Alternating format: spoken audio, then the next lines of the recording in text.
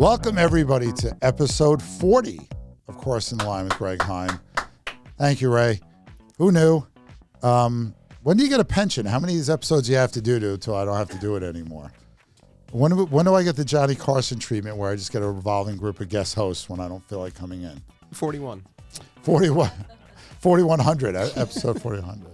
Well, that's Scott Nadler, VP of Lending at CrossCountry Mortgage, the number one retail lender in the country. Is that as impressive as it sounds? It sounds really impressive. Yeah, I think so. And more importantly to me, a sponsor of the show. So thanks to your company for that. Thank you.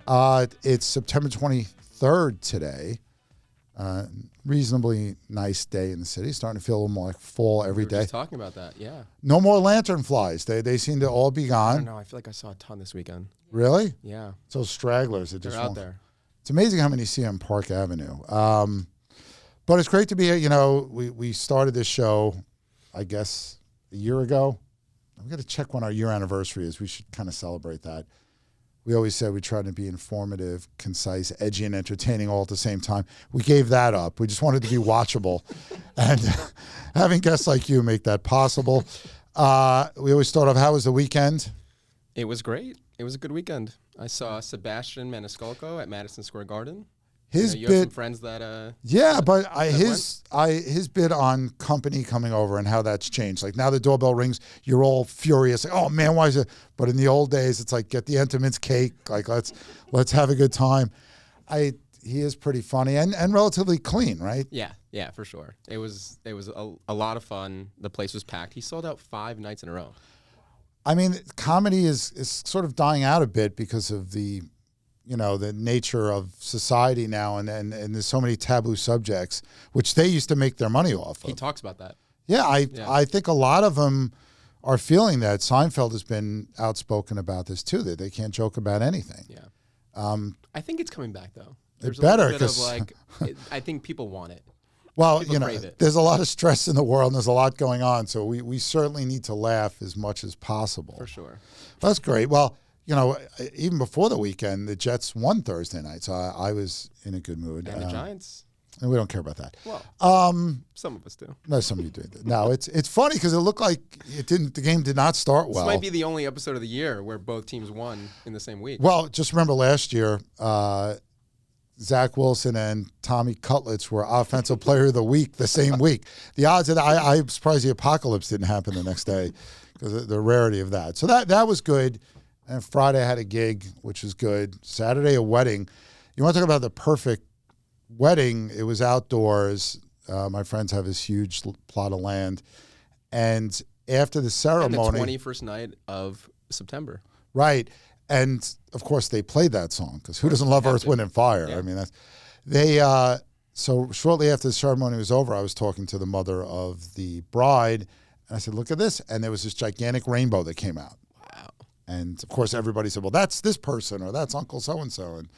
But it was an ultimate setting. It was a great time. Congratulations to Matt and Susan.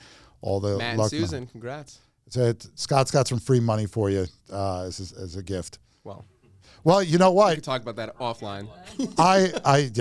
I have my bobblehead here for security. Scott doesn't have a bobblehead yet. No New York Giants bobbleheads available yet. But he did bring a candle.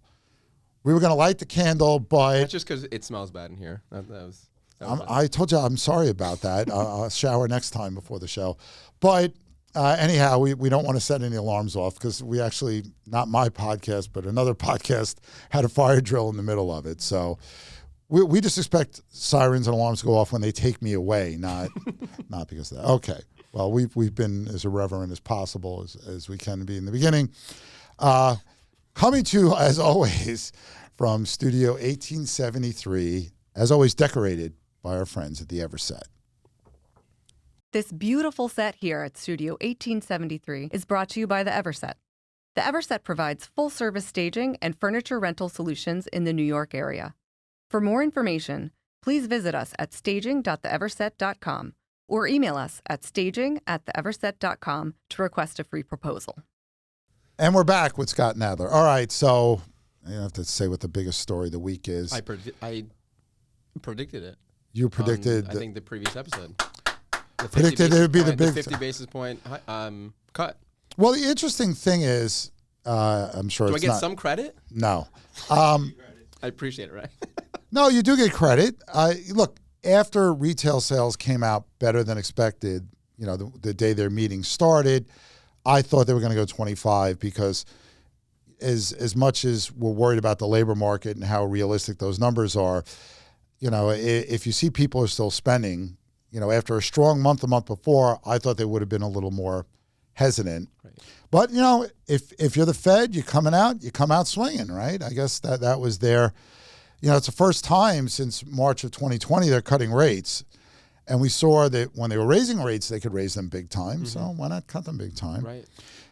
It's giving the people what they want because we so seldom get what we want. The Jets can't win a championship. Rangers can't win a championship. The Knicks can't win a champion. No, never mind. So the 50 basis cut, the rationale is twofold. One, the job gains had slowed, a.k.a., we don't really have a lot of confidence in the numbers because they're always revised significantly downward.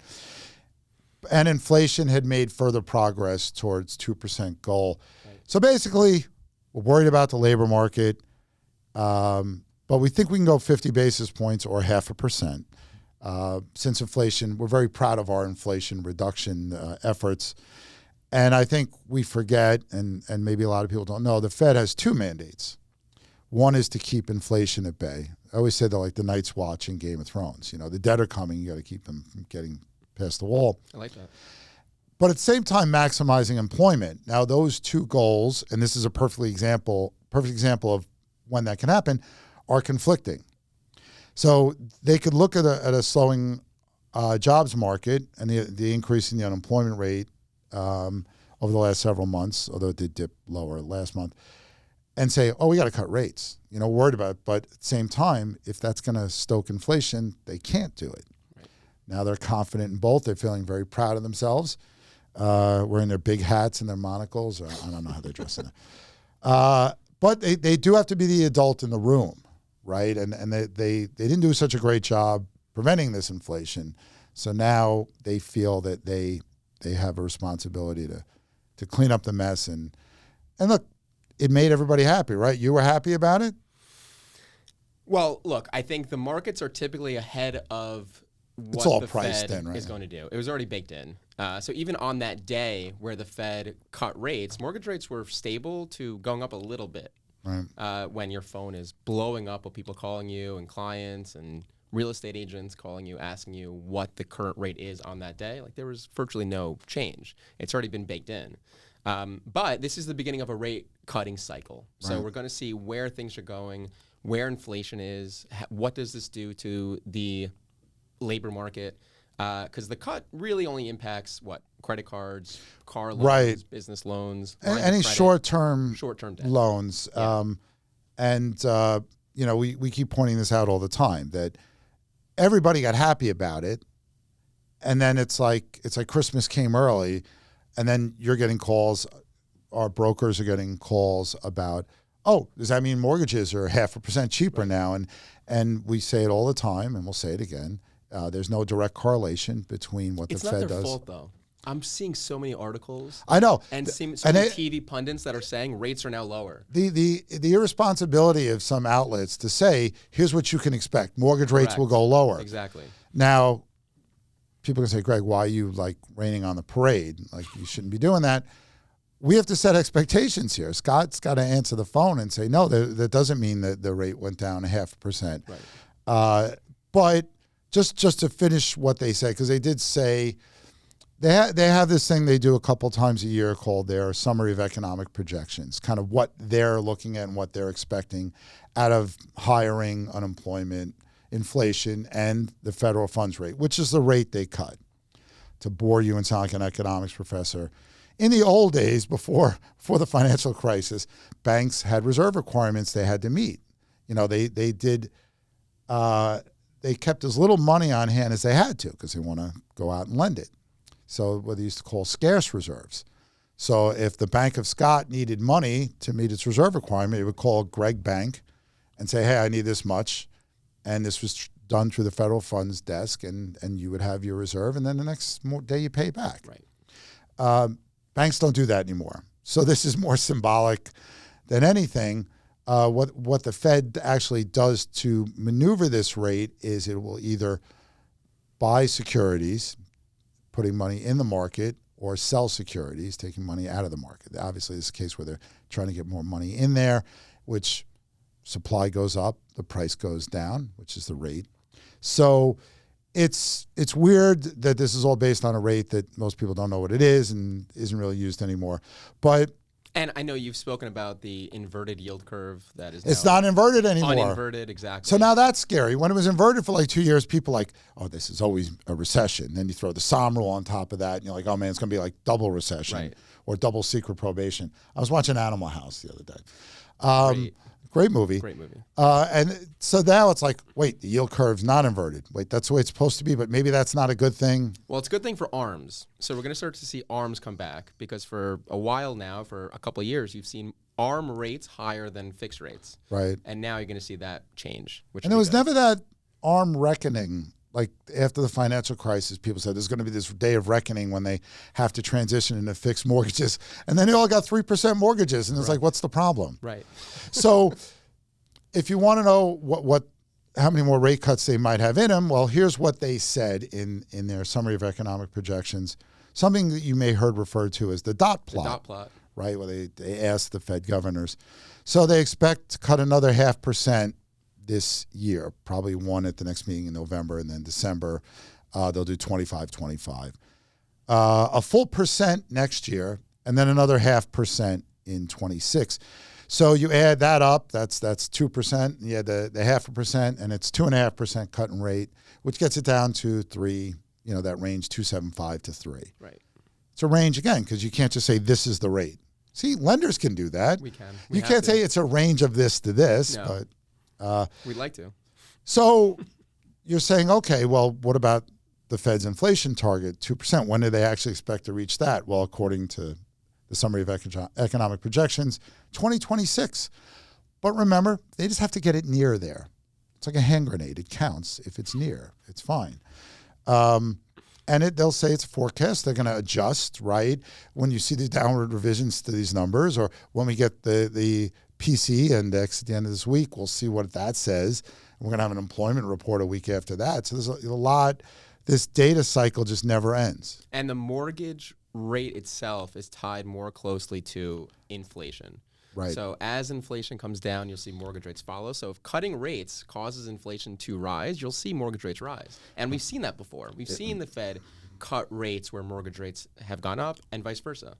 Right. And you always say look at the 10-year Treasury because it's about inflation and the economy in the future, right? And that's as you get more pessimistic about that, which we're getting, not because we expect a recession imminently, although we can't rule one out. Sorry, you can't spike the football for the soft landing just yet.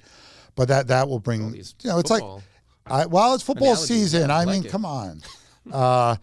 It's like a seesaw almost, and it should, the heavier person should be to the left, the shortest term should have the lower rates. You want an upwardly sloping yield curve. The more Scott's going to lend me money, the higher rate he's going to charge. Right. That's the normal way things go. But like you said, the Fed this is the first time since July of 23 the Fed has done anything. And in that time, mortgage rates have moved all over the place. And in fact, since May are down over 1%. Right. And the Fed did nothing during that time. So keep that in mind. It's a good thing because we didn't have to wait for this. Maybe people weren't watching, and that's why Scott's phone literally blew up. Hope he's got a couple extra ones now. Yes. Maybe Apple will be coming out with a fire resistant iPhone, so you don't have to worry about that. But this was, and it's not.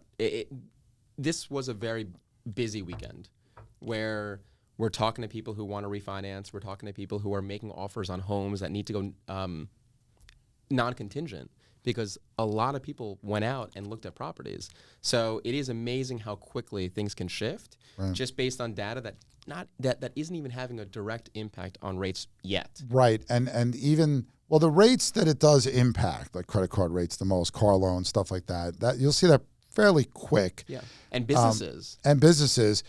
but in terms of actually helping the economy, you're talking at least 6 months to a year. So the amount of the cut will really impact those people looking to borrow money short term. But in terms of getting the economy going again, stepping on that gas, it's more like a gas car than my really cool Tesla electric car that jumps when you step on a gas pedal. But it's not actually a gas pedal, I guess. Maniscalco had a whole bit about Bezos and Musk, and it was great. Why not make fun of the rich guys? Yeah. We can all agree that we're jealous of that. But also, so the Fed announcing that inflation is moving in the right direction and projecting it to continue to come down, that will do more for mortgage rates, just saying that, than what this cut does. And look, the stocks love this, right? They were partying. The Dow closed the week at a record. All three major indexes were up. So especially the tech stocks. Yeah, well, they did very, very well. They get really taken on the chin because people think they're all overvalued to begin with, right. And then all these programs, AI stuff that's written to act like at a moment's notice. But we were talking before about how at first people, okay, we got a 50 basis point hike, and then they start to think, well, what's the catch? Is the economy really bad?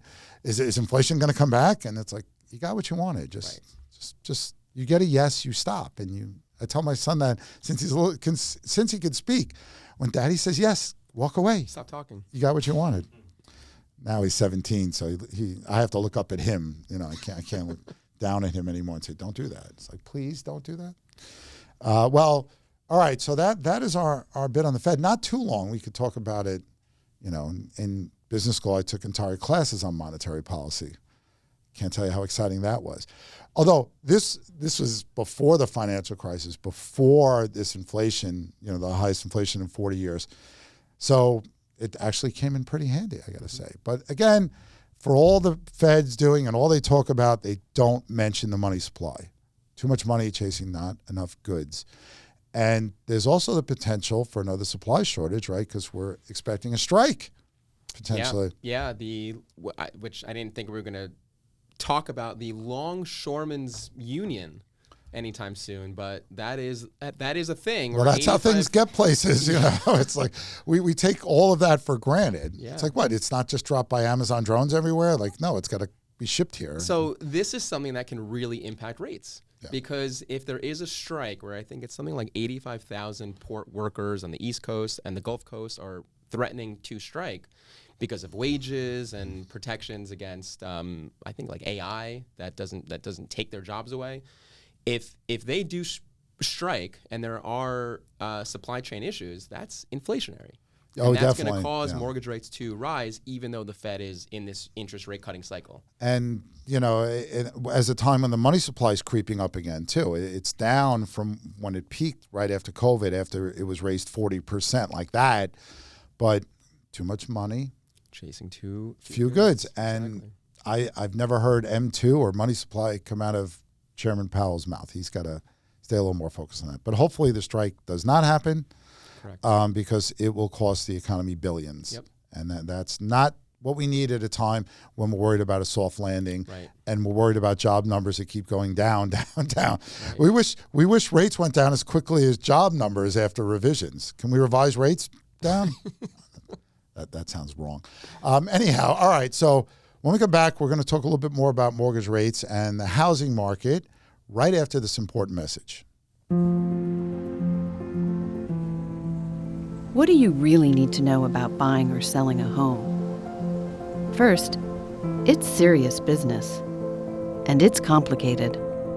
There's a lot of money on the table, and emotion too. You need an agent who knows the ropes. So, whether you're buying or selling your home, work with professionals who have a mastery of the craft. And we're back again with Scott Nather. We were just joking that now to save us time so we get less phone calls, we're now going to forward calls about rates in the economy to Ray and Lena. They're going to be answering those calls. And we're going to see how much they pay attention to the show. They know so much. They do a great job. And I forgot to mention in the beginning, but we have Ray and Lena here as always. Legally, I'm not allowed to do it without them because, they're the adults in this room. So we found out mortgage rates hit their lowest level since February of last year. Also lagging data, right? So right. Freddie Mac comes out with data on Thursday, which is for the previous week. So it was interesting because it comes out every Thursday. So we're below 6 now? Is that what you're saying? I think it's comfortably at 6 for a standard 30-year fix. But again, those numbers came into play a week before the Fed even cut. And as Steve Kligerman always likes to yell at me, you should talk more about jumbo rates. Look, we're more focused in the change, not the actual numbers, so to speak. And then rates are moving. It was a big change from 6.2 to basically 6.1 in a week. And again, the decline since the beginning of May has been 1.13%. Right. Pretty good. It's a big drop for sure. And we expect that number to continue to go down. Now, are you getting people calling? We joked about this last time you were on. They said, well, I'll call me back when the rate gets 6. So now it's at 6, right? Have you called people and they go, call me back when it's 5.5? There are definitely people like that, but I think by and large, you're getting positive feedback from people where they're seeing what their payment is, and they're seeing how it's been a big drop from when we spoke a few months ago and went over what their projected payment would be to where it is now. It's a big drop. It's a sale, right? Prices are not coming down. They're still drifting up because supply has gone up, but not enough to make a difference. Most areas are still sellers markets. That hasn't changed. The challenge is for the existing pipeline. Right. So those who are currently in the process of obtaining a loan and buying a home, maybe closing in a couple of weeks, they might be locked in at a rate right now that is higher than where the current market is. So what do you tell those people? There are opportunities to renegotiate the rate, to float down the rate. Some people, in some instances, because they're closing so soon, there's nothing that they can do. Right. So we go over what the refinance process is, and in some cases, it's such a minimal difference from where they're currently locked to where the current rate is. It's not making a drastic change, but those are tough conversations sometimes for sure. And look, there's a lot of people that are going to say, look how much they've come down. They're going to come down further. I'll wait. But as we keep saying on the show, the supply isn't that big. About 4 months supply of homes, existing homes for sales anyway. By the way, existing home sales down more than expected in August, down 2.5% just in August. Yeah. And I think that's really about the prices. They're not coming down because even with the added inventory, it's still very, very tight. The mortgage declines help. But again, we haven't seen like the full extent of that because people, as you said, are starting to get back in now. But if you're going to wait, this inventory, increase is going to go bye-bye, I think, because the demand has not gone away. And you find that still, right? You still have people calling, just kicking the tires right now. And agents that I'm speaking to, again, are talking about waiving the mortgage contingencies. They're being inundated with. Why don't you explain that for the folks that may not be familiar with how these contingencies work? Yeah, so in a standard contract, you'll have either a 30 to 45-day mortgage contingency, which gives the buyer or borrower 30 to 45 days to obtain a loan from a bank or a mortgage lender. When they sign a contract, they're putting down typically 10% of that contract price. That sits with the seller's attorney's escrow account. So let's say you're buying a home for $500,000, you put down $50,000. If you don't obtain a loan within that 30 to 45 day period, that $50,000 is in that you could lose that money. Right. It's not a guarantee, it's not a guarantee, but it is in jeopardy of being lost. Okay. So it is important. So now agents are coming in and saying we want to waive that contingency. So you're essentially turning someone who is getting a financing into an all-cash buyer, because whether they get the financing or not, the seller is expecting them to close. Right. Or so either you close in cash or you lose your 10%. But they should deposit. Be ready to go. I know that mortgage lenders are always out there saying, come see us before you get to that point. The best borrowers are the ones who start early, and the best agents are the one who direct them to their mortgage lender early. So we could do a lot of the work up front. We want the process to be as boring as possible. You just want to stamp the thing and go here. Yeah. Now, we don't want any surprises? What percent of buyers do you think, or maybe you've seen a statistic, I didn't think to look this up, are pre-qualified and are ready to go? it's probably the vast majority you deal with, right? Yes. Because their agents, especially those exceptional Brown Harris Stevens agents, are telling them that they have to do it. We also have a lot of programs that are out of the box. So a standard lender wouldn't be able to offer some of the things that we can do, where it might be someone who is self-employed, for example, who is taking advantage of tax write-offs. And they're not they say they make $200,000 a year, but then we look at their tax returns and it shows $40,000. So a bank can only qualify someone based on the amount of income that they're showing. So we have options where we can go outside of that, outside of those standard guidelines, and get someone financing. Some of those rates might be a little bit higher than where the actual market is, but it's also someone who wouldn't be able to get a mortgage anywhere. And this could, a lot of luxury buyers, obviously we talk about the high percentage of all cash deals here in Manhattan, but you could see that borrowing pick up from them at this point, because now it's certainly more favorable. Especially those who are heavily invested in the market or their businesses where they don't want to liquidate funds, they'd rather borrow it. Right. And they're making more than 6% in the market or in their investments and whatnot. Yeah, the stock market, I think each of the three major averages is just taking turns setting records. Yeah. First it was NASDAQ and the S&P, now it's the Dow. Things are great. Let's hope they stay that way. But, again, I think the jobs numbers are going to become just even that more important because, me and Scott are not satisfied. We want to see some consistency in this number. These downward revisions are frightening. We stopped talking about the 818,000 jobs that disappeared in the 12 months ending March.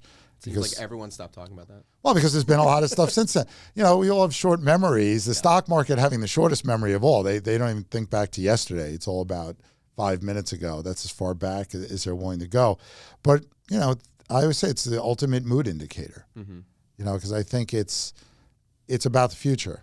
It's not you're not rewarding companies for what they did in the past. Right. Because one bad earnings and that's not good. And that's, I think, why we've seen the volatility in the NASDAQ and why everybody's glued on NVIDIA, just waiting. It's almost people just can't wait till it goes down so they could say, because those are the people that didn't buy it. Right. Isn't that always the case? And, Ray's happy because they're talking more about Bitcoin again. But now Bitcoin shouldn't do as well because, people would go there as an inflation hedge. Exactly. Because it's a limited amount of something, right? Here, we just print as much money as we want. It doesn't matter, It matters. It doesn't matter now. It matters when we have to pay it back. Yes.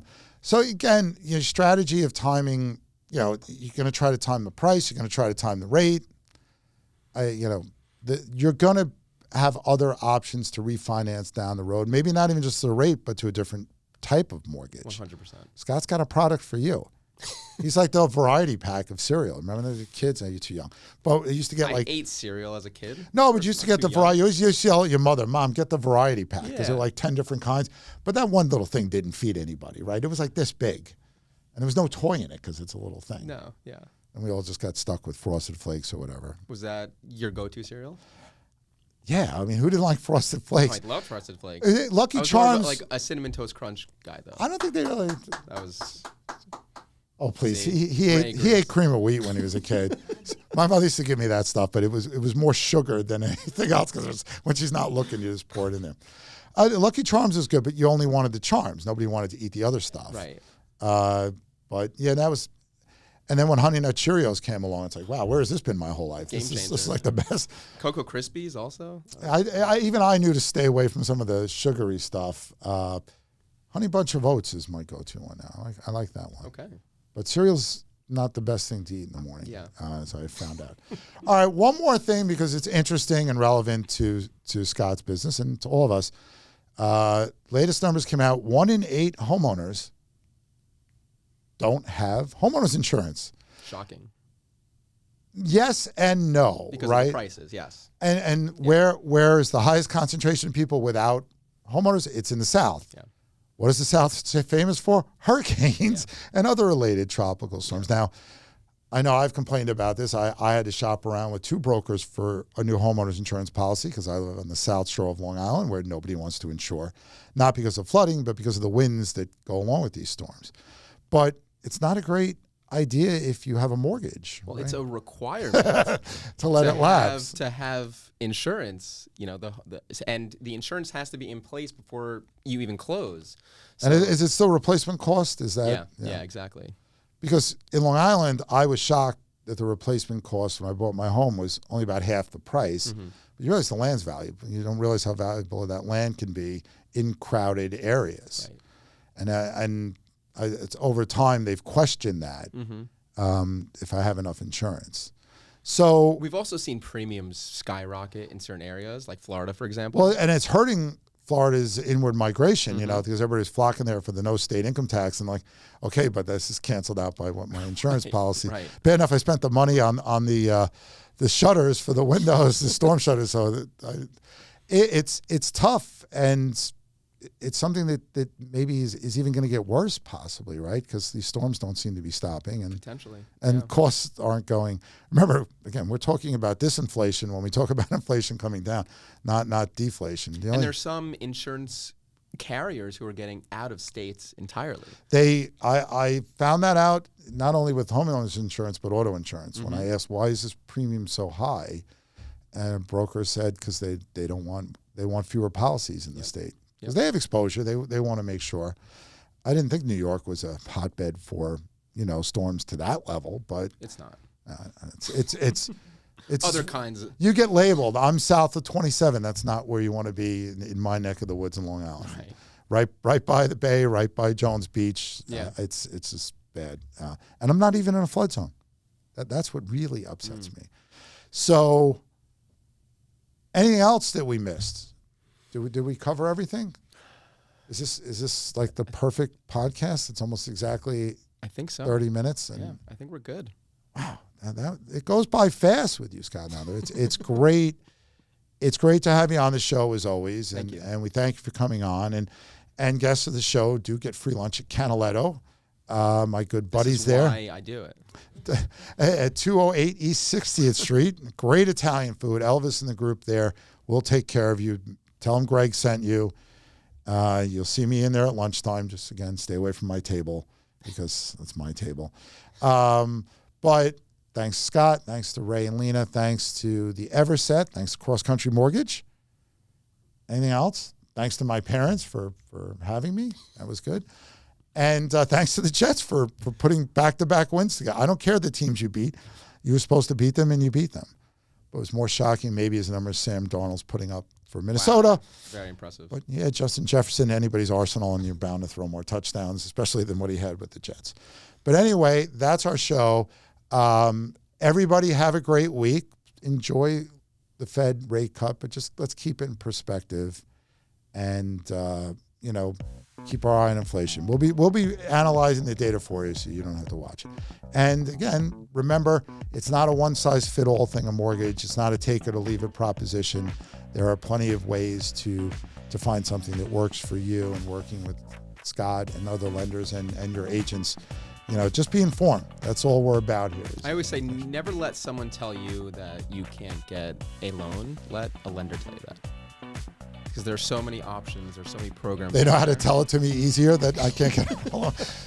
Well, no, it is true. It's like everything in life is negotiable, and there are options that people aren't aware of. And I think that's, again, nowadays it's almost, we have more ways to get information, but it seems to lead to some people being less informed on certain things. So go directly to the source, and that's your best route.